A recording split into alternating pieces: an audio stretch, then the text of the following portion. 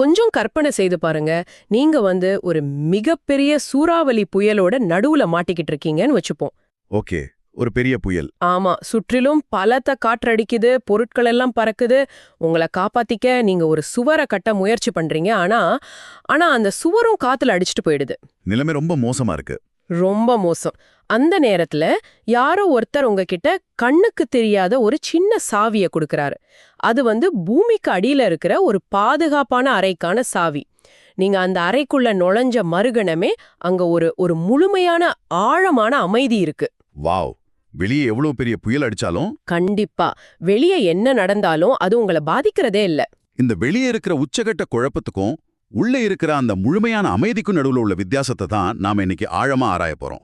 ஆமா, அறிவை தேடுற ஆர்வலரான உங்களுக்காக நம்மளோட இந்த இன்னொரு ஆழமான தேடலுக்கு உங்களை வரவேற்கிறோம். இன்னைக்கு நாம எடுத்துக்கிட்ட மூலப்பொருள் ஆன்மீக மற்றும் தத்துவ கருத்துக்கள் அடங்கிய ஒரு சிறப்பு உரை. இத பொதுவா முரளி அப்படின்னு சொல்றாங்க.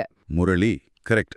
இந்த உரையில இருக்கிற ஆழமான உருவகங்கள், அதாவது மெட்டஃபர்ஸ், அப்புறம் வாழ்க்கைக்கான சில வழிகாட்டுதல்கள், இதையெல்லாம் பிரிச்சு ஆராய்ஞ்சு மனிதர்கள் எப்படி உங்களோட அன்றாட பிரச்சனைகள்ல இருந்து, அதாவது நம்ம முதல்ல பார்த்த அந்த மாயையோட சூறாவளியிலேருந்து தங்களை விடுவிச்சுக்கிறது அப்படிங்கறத புரிஞ்சுக்கிறது தான் இன்னைக்கு நம்ம இலக்கு. ரொம்ப முக்கியமான ஒரு விஷயம் இது. கண்டிப்பா.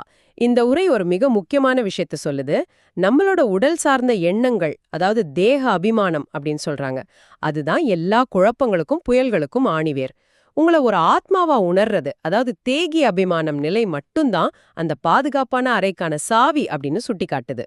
ஃப்ரேம்வொர்க் அப்படின்னு சொல்லலாம். ஓ, ஒரு சைக்கலாஜிக்கல் ஃப்ரேம்வொர்க். ஆமா, நாம உலகத்தை எப்படி பார்க்கறோம், அதுல நம்மளை எப்படி பொருத்தி பார்க்கறோம் அப்படிங்கறத அடிப்படையில இருந்தே மாத்துற ஒரு வழிமுறை இது. புரியுது. இந்த உரையோட முதல் பகுதி ஒரு வித்தியாசமான காட்சி அமைப்பை நமக்கு தருது.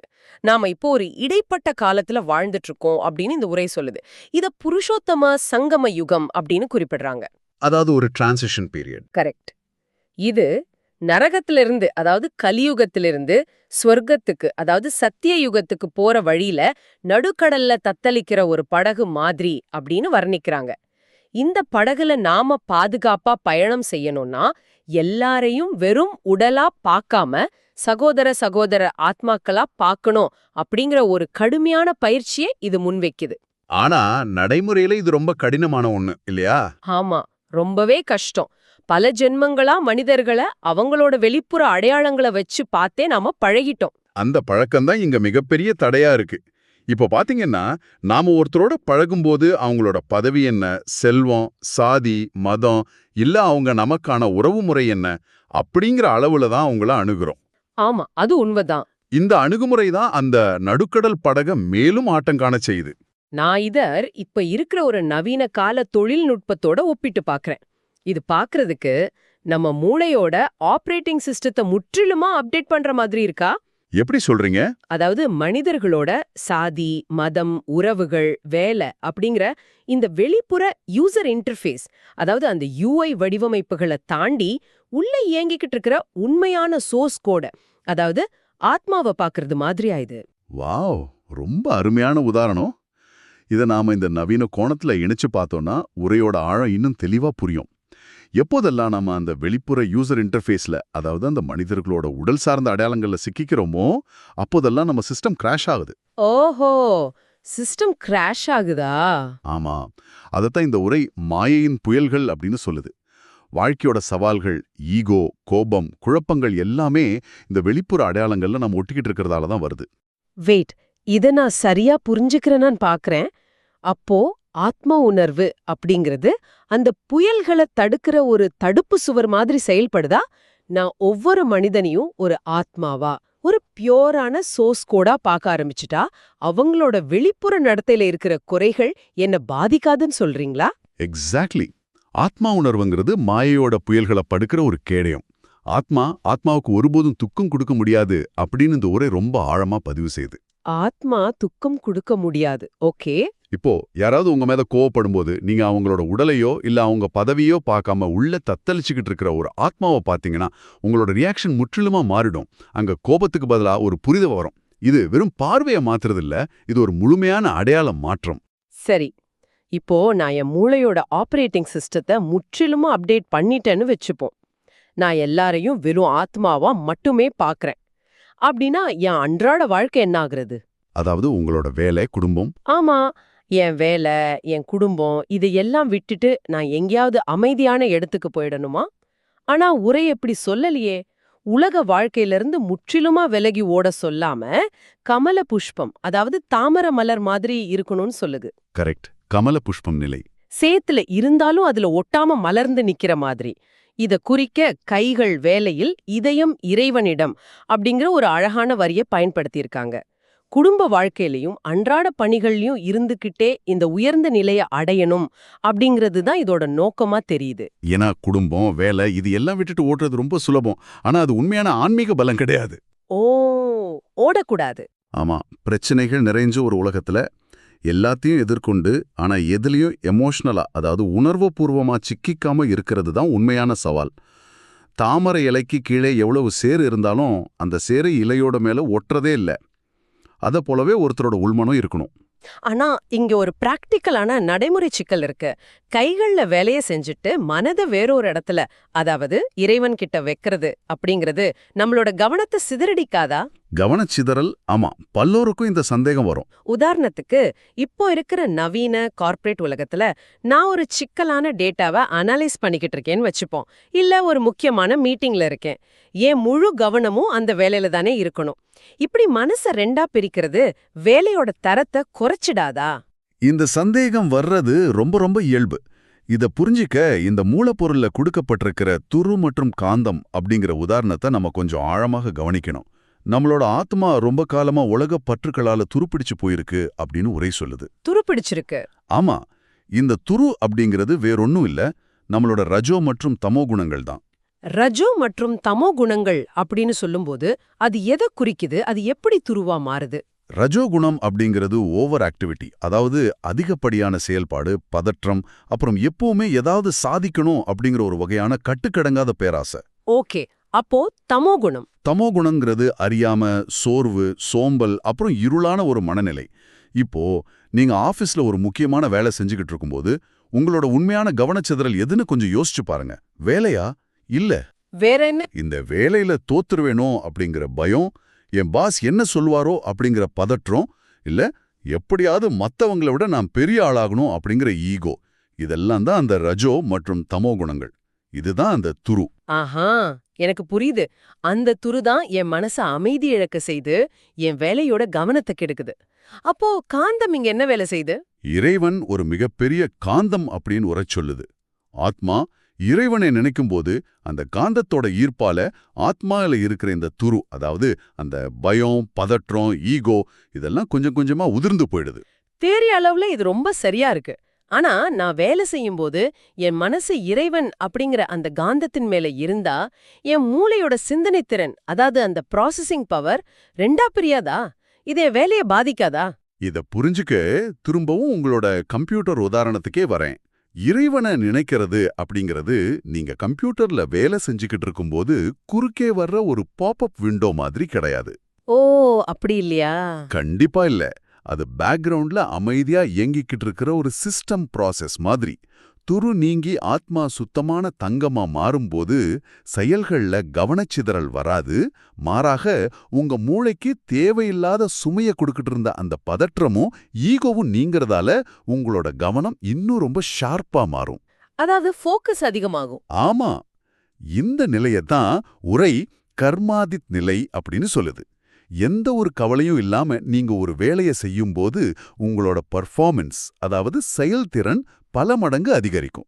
நீங்க ஒரு கஷ்டமான மீட்டிங்ல இருந்தாலும் உங்க மனசு அந்த தாமரை இலை மாதிரி ஒட்டாம ரொம்ப தெளிவா முடிவுகள் எடுக்கும். நிஜமாவே இது முற்றிலுமா நம்ம சிந்தனையை மாத்தி அமைக்கிற ஒரு கோணம். இறைவனை நினைக்கிறது அப்படிங்கிறது வேலையிலேந்து எஸ்கேப் ஆகிறதுக்கான வழி இல்ல. மாறாக வேலையில இருக்கிற தேவையில்லாத ஸ்ட்ரெஸ்ஸை நீக்கி வேலையை மிக துல்லியமா செய்யறதுக்கான ஒரு வழிமுறை. கரெக்ட். துரியில்லாத ஒரு மெஷின் எவ்வளவு சிறப்பா இயங்குமோ அப்படிப்பட்ட ஒரு மனநிலையை இது உருவாக்குது. சரி, இது நமக்குள்ள நடக்கிற மாற்றம். மத்தவங்க கிட்ட நாம எப்படி நடந்து கொள்ளணும் அப்படிங்கிறதுக்கும் இந்த உரை ஒரு அளவுகோல வைக்குது. மனம், வாக்கு, கர்மம் என எதுலயுமே யாருக்கும் துன்பம் தரக்கூடாதுன்னு ரொம்ப திட்டவட்டமா சொல்லுது. அது ரொம்ப முக்கியமான பாயிண்ட். ஆமா. இனிமை அப்படிங்கிற ஆயுதத்தால சிங்கம், யானை மாதிரி காட்டு விலங்குகளை கூட மனிதர்கள் அடக்கிடுறாங்க. அதனால நாம அளவற்ற இனிமையை கடைபிடிக்கணும் அப்படின்னு சொல்லுது. ஆனா பாத்தீங்கன்னா, இந்த இனிமை அப்படிங்கிறது வெறும் போலியான சிரிப்போ இல்ல வெளியே மட்டும் கனிவா பேசுறதோ கிடையாது. உள்ளே கோபத்தை வச்சுக்கிட்டு வெளியே இனிமையா பேசுறது ஒரு வகையான நடிப்பு. ஆமா, அது ஃபேக் ஆயிடும். கண்டிப்பா. உண்மையான இனிமை அப்படிங்கிறது நாம முன்னாடியே பார்த்த அந்த ஆத்ம உணர்வுல இருந்து இயல்பா வெளிப்படுற ஒரு ஆழமான தன்மை. எப்போ ஒரு மனிதன் இன்னொரு மனிதனை வெறும் உடனா பார்க்காம ஆத்மாவா பார்க்கறானோ அங்க இனிமை தானாகவே பிறக்கும். ஆனா இந்த இனிமையை தொடர்ந்து தக்க வச்சுக்க ஒரு விசித்திரமான உதாரணத்தை இந்த உரை பயன்படுத்துது.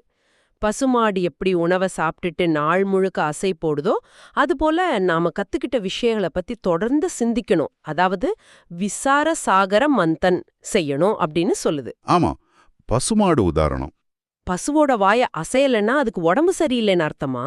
அப்போ ஒரு நாளைக்கு நிறைய புத்தகங்களை படிச்சுட்டு பல கருத்துக்களை கேட்டுட்டு அதை பத்தி சிந்திக்காம அப்படியே விட்டுட்டா நமக்கு ஆன்மீக அஜீரணம் வந்துரும்னு சொல்றாங்களா அந்த குறிப்புல? ஆன்மீக அஜீரணம், அது மிக சரியான வார்த்தை. நாம பல தகவல்களை உள்வாங்குறோம், ஆனா அதை அசை போட்டு ஜீரணிக்கலன்னா அது நமக்கு எந்த பயனையும் தராது.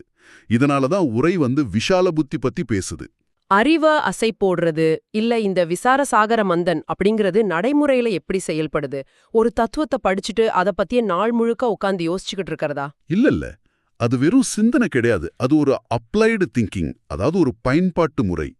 உதாரணமா, நீங்க தாமரமலர் மாதிரி பற்றற்ற நிலை அப்படிங்கிற ஒரு கான்செப்டை படிக்கிறீங்கன்னு வச்சுப்போம். ஓகே. அசை போடுறது அப்படிங்கிறது அந்த தகவலை உங்களோட ஷார்ட் டேர்ம் மெமரியில இருந்து லாங் டேர்ம் பிஹேவியரல் சேஞ்சுக்கு எடுத்துட்டு போறது. நீங்க ரோட்ல வண்டியில போகும்போது யாராவது உங்களை முந்தி சென்றால், இல்ல உங்க வீட்ல யாராவது உங்ககிட்ட கடுமையான வார்த்தையை பயன்படுத்தினா, அந்த சிச்சுவேஷன்ல நான் இப்போ தாமரமலர் மாறி இருக்கேனா இல்ல சேத்துல சிக்கிக்கிட்டு இருக்கானா அப்படின்னு உங்களை நீங்களே செக் பண்றது. ஓஹோ, அந்த நிமிஷத்துல செக் பண்றதா? ஆமா, இப்படி ஒவ்வொரு சூழலையும் கத்துக்கிட்ட அறிவை சோதிச்சு பார்க்கறது தான் அறிவை அசை போடுறது. அப்படி செய்யும் போதுதான் அது வெறும் தகவலா இல்லாம ஞானமா மாறுது. அந்த விசால புத்தி உள்ளவங்களோட அடையாளங்கள் என்னென்னு ஒரு லிஸ்ட் பண்ணிருக்கேன். விசால புத்தி உடையவங்க எப்போதுமே மத்தவங்களுக்கு எப்படி உதவி செய்யறது, எப்படி சேவை செய்யறது அப்படிங்கிற சிந்தனையிலே இருப்பாங்க. இந்த உலகத்தை துக்கத்திலிருந்து எப்படி ஒரு சுகமான இடமா மாத்துறதுன்னு பிளான் பண்ணுவாங்க. அவங்க சிந்தனை எப்பவுமே பெருசா இருக்கும். கண்டிப்பா. அவங்க தாங்கள் பெற்ற அறிவை தங்களுக்குள்ள மட்டும் வச்சுக்காம மத்தவங்களையும் தங்கள மாதிரி மாத்துவாங்க. ஆக அறிவை அசை போடுறது அப்படிங்கிறது கடைசியில மத்தவங்களோட ஒரு இனிமையான உறவாவும் உலக நன்மைக்கான செயலாவுமே மலருது. வாவ்! நாம ஆத்மாவா உணர்ந்து துருவ நீக்கி இனிமையாகி அறிவை அசை போட்ட பிறகு நம்மளோட இறுதி இலக்கு என்ன? இந்த தேடலோட உச்சகட்டம் என்னன்னா, நான் அப்படிங்கிற அகந்தைய முற்றிலுமா ஒழிக்கிறது தான் அப்படின்னு உரை சொல்லுது. அகந்தைய ஒழிக்கிறது, ஆமா. இந்த உலகத்தோட அதிபதியா, அதாவது டபுள் சிர்தாஜ் ஆகிறதுக்கு உங்கள சர்வ வல்லமை படைத்தவரோட குழந்தைகள் அப்படிங்கிற மிக உயர்ந்த நிலையில இருத்திக்கணும்னு சொல்லுது. இந்த மாற்றத்தை விளக்குறதுக்கு உரை ஒரு அழகான ஆனா கொஞ்சம் சவாலான ஒரு ஒப்பீட்டை கையாளுது. கல்யாணமான ஒரு பொண்ணு எப்படி தன்னோட பிறந்த வீட்டை மறந்து கணவனோட புதிய உறவுகள்ல முழுமையா இணையறாளோ, அதுபோல ஆன்மீக பாதையில நடக்கிறவங்க தங்களோட பழைய தேக உறவுகளையும் உலகப் பற்றுகளையும் மறந்து ஒரே ஒரு ஈஸ்வரிய உறவுல முழுமையா இணையணும் அப்படின்னு சொல்லுது. ஆனா இது எனக்கு புரிஞ்சுக்க கொஞ்சம் கஷ்டமா இருக்கு. எனக்கு இங்க கொடுக்கப்பட்டிருக்கிற இந்த மூலப்பொருள்ல 2 முரண்பட்ட விஷயங்கள் இருக்கிற மாதிரி தோணுது. என்ன முரண்பாடு? ஒரு பக்கம் எல்லாத்துலயும் பணிவா இருக்கணும், இனிமையா இருக்கணும், நாங்கிற அகந்தைய அழிக்கணும் அப்படின்னு சொல்லுது. இன்னொரு பக்கம் சர்வ வல்லமை படைத்தவரோட குழந்தை அப்படிங்கிற மிடுக்குல ஒரு மிக உயர்ந்த பதவியோட கர்வத்துல, அதாவது குமாரியில இருக்கணும்னு சொல்லுது. ஓ, பணிவுக்கும் கர்வத்திற்கும் உள்ள முரண்பாடு. ஆன்மீக பாதையில நிறைய பேர் குழம்புற ஒரு இடம் இதுதான்.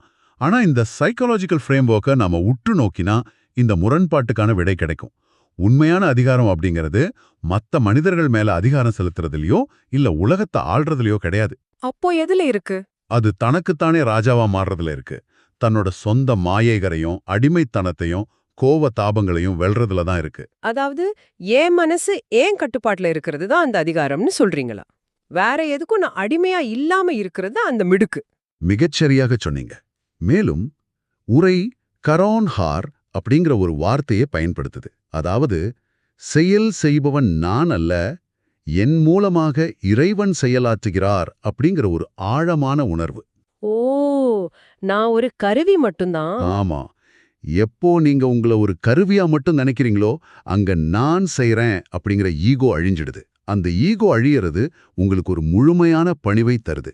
அதே நேரத்துல சர்வ வல்லமை படைத்த இறைவனோட துணையால நான் என் மாயைகளை வென்றுட்டேன், உலகத்தோட எந்த ஒரு நெகட்டிவ் ஃபோர்ஸும் என்னை கட்டுப்படுத்த முடியாது அப்படிங்கிற உணர்வு ஒரு மாபெரும் அகமகிழ்ச்சியையும் அதிகாரத்தையும் தருது.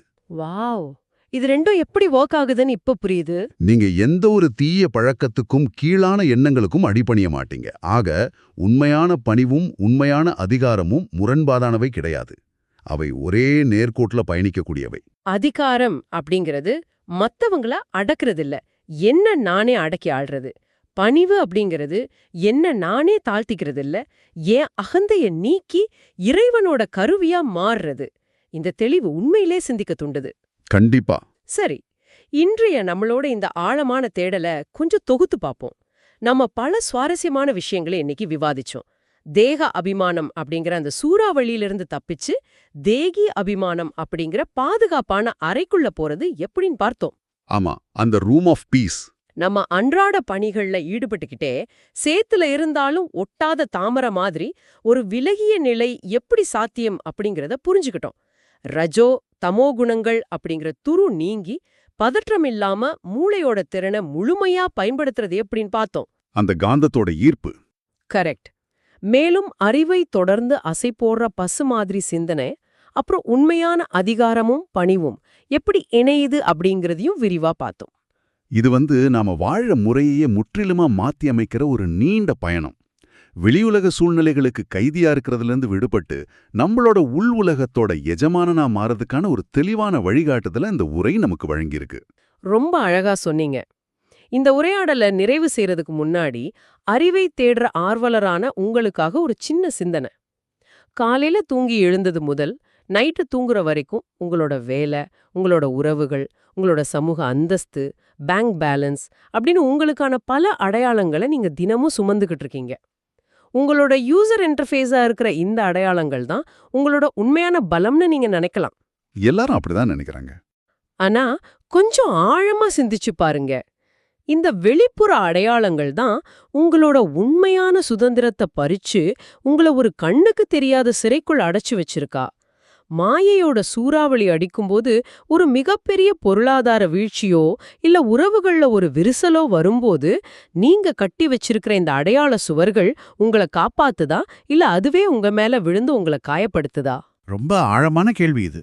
நீங்க தேடுற அந்த உண்மையான அமைதிக்கான, அந்த பாதுகாப்பான அறைக்கான சாவி உங்க வெளிப்புறத்துல இல்ல, அது உங்க ஆத்மாவுக்குள்ளதான் இருக்கா. இத சற்று சிந்திச்சு பாருங்க. தொடர்ந்து தேடுங்க. மீண்டும் ஒரு ஆழமான தேடல்ல சந்திப்போம்.